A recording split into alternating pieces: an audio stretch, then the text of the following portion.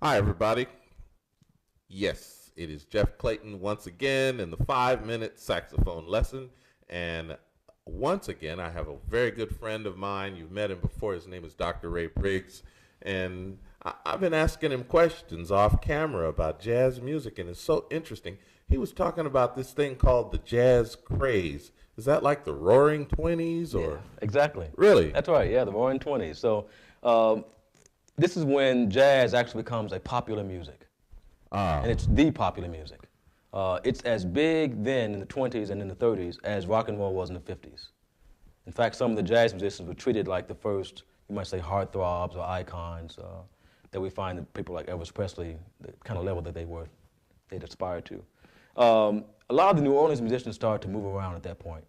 Now, it's important to move around the country? Move around the country. Okay. Now, there's a couple of explanations. The generic historic explanation is Storyville, which is kind of the red light district of New Orleans, Exactly. was closed down. And therefore, musicians are forced to go out and find other work. Now, there are two things wrong with that definition, or that explanation. One, musicians like Jelly Roll Morton from New Orleans had already left way before then. So that wasn't why they left. And the second thing is, you have to look across African Americans throughout the South. By the 1920s, there's a big movement called the Great Migration, where they're just leaving in hundreds of thousands, leaving the South going north.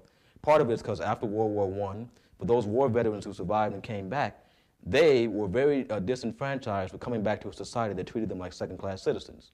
If you've been out jumping in foxholes, watching your buddies getting blown to bits, then you come back to a society that treats you lesser than what you've put your life in the line to deserve, then very quickly you start to reevaluate what's going on. Right, maybe search for another place to be it. that is more in keeping with the way you thought you wanted to live after all that was over. That's it. So there's a mass migration going towards the north. So they take with them all these southern traditions, music and so forth. Mm-hmm. Jazz really explodes in Chicago.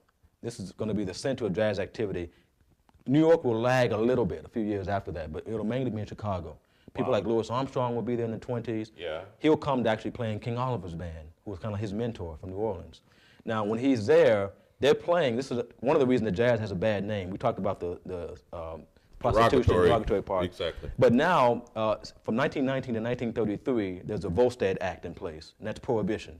Volstead Act? The Volstead Act. Okay. So for that span, alcohol is illegal.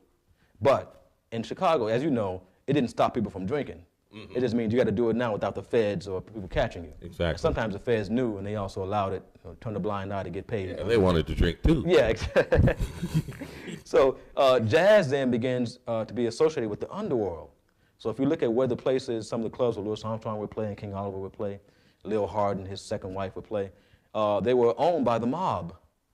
So then people who were morally upstanding, self-respecting, middle class, upper class, they look down on jazz because that's the music that's in those places. They were called speakeasies. And a speakeasy is a place where you could go hear music but buy alcohol illegally. I never knew that. I've always seen the speakeasy and the different clubs that call themselves speakeasy, but I thought they were just talking nice to folks when they came in. No, and in fact it was very harsh for African American musicians there. This is all during Jim Crow, so segregation is in place. Sure. A lot of these clubs, some of the most famous clubs, especially in New York, like the Cotton Club in the 20s, was really big. Duke Ellington's band's playing there. They call them black and tan clubs.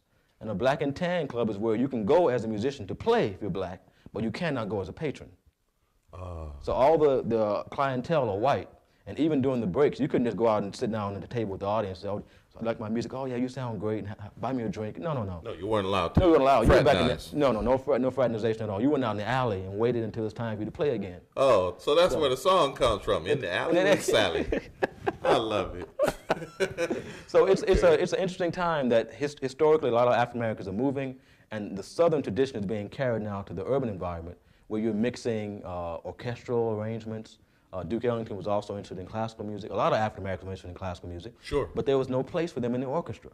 So all that intellect, ability, energy was funneled into jazz. Into jazz. And it makes so much sense now. Wow, it's so clear.